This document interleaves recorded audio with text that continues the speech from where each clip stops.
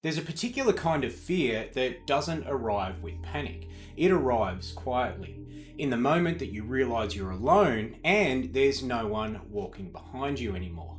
This is a story about a woman who loved the trail, but didn't love the idea of walking it alone. It's midnight somewhere, and tonight I have a story for you.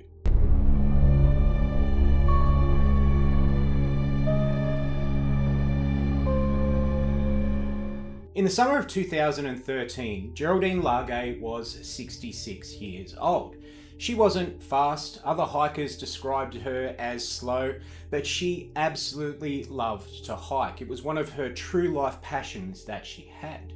She and her close friend Jane had set out to hike a long stretch of the Appalachian Trail together, more than 1,000 miles in total. And they weren't doing it alone. Geraldine's husband George drove ahead of them along the route, meeting them at pre-arranged rendezvous points. And he would bring them food and fresh clothes, and sometimes he'd drive them to hotels or motels nearby so that they could shower and sleep in proper beds. This wasn't at all reckless. It was well organised, it was very well supported, and it was extremely safe.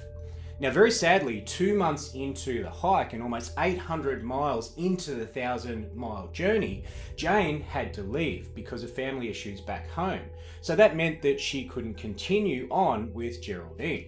So despite Jane having to leave, Geraldine decided that she was going to finish the trail on her own. And Jane later told investigators that Geraldine had expressed to her that she was feeling a little bit nervous about completing the trail on her own, but she really wanted to finish off what they'd started.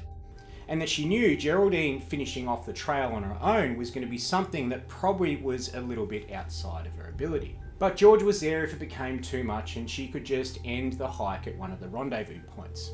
So the plan didn't change. Geraldine continued on, George would meet her, and their system would hold. For 3 weeks, everything worked perfectly. Geraldine made each rendezvous point, George saw her regularly, they spoke, they planned the next meeting, nothing at all felt wrong. Then on July 22nd, Geraldine stepped off the trail briefly. Not far, just enough to find some privacy because she needed to take a bathroom break.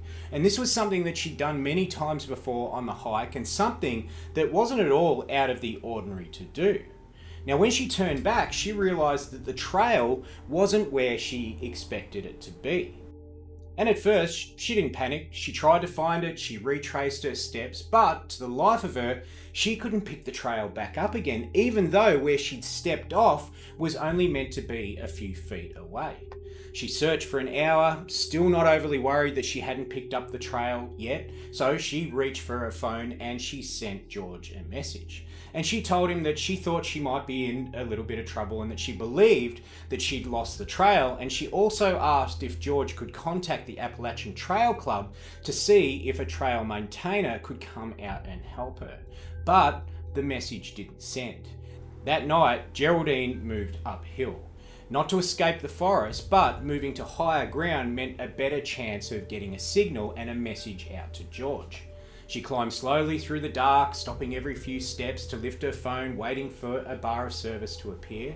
And each time the screen stayed empty, she moved a little higher, and the night wasn't spent resting. It was spent searching for a place where her messages could leave the trees. But, very sadly, they never did.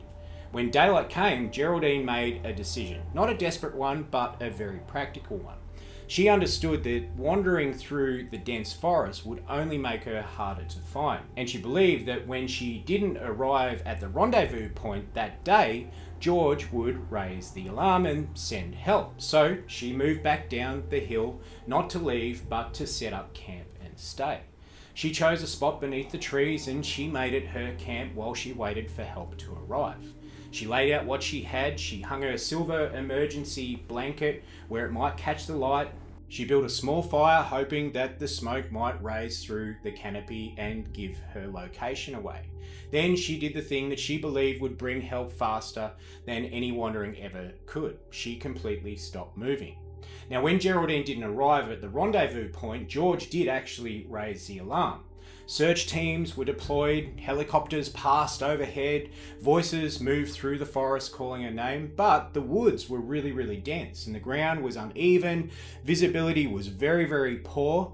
Geraldine was only a short distance from where she was meant to be, but she remained completely unseen. After days, then weeks, the search teams had no luck finding any trace of Geraldine. And very sadly for Geraldine, the search was scaled back and eventually it was completely called off. Now, over the days and the weeks while the search was going on, Geraldine stayed exactly where she was. Her journal entries show that at first she remained hopeful, she believed that she'd be found, and the plan had worked before. She conserved food, she conserved her strength, but as the days passed, her writing started to change. Not dramatic, just quieter, and hope didn't seem to vanish, it just seemed to thin a little bit. At some point, she wrote some words in her journal meant for somebody else to read later. And those words read, "When you find my body, please call my husband George and my daughter Kerry. It will be the greatest kindness for them to know that I am dead where you found me, no matter how many years from now." 2 years later, a ranger moving through the area found her camp. Geraldine was inside her sleeping bag, her journal was resting on her chest, and she'd stayed where she believed she would be found. Geraldine Largay didn't die because she was reckless. She died because the system that had protected her had failed quietly. Because sometimes the plan works perfectly until it doesn't. And because being close to help doesn't matter if the world doesn't know where to look. Until next time, I'll see you at midnight.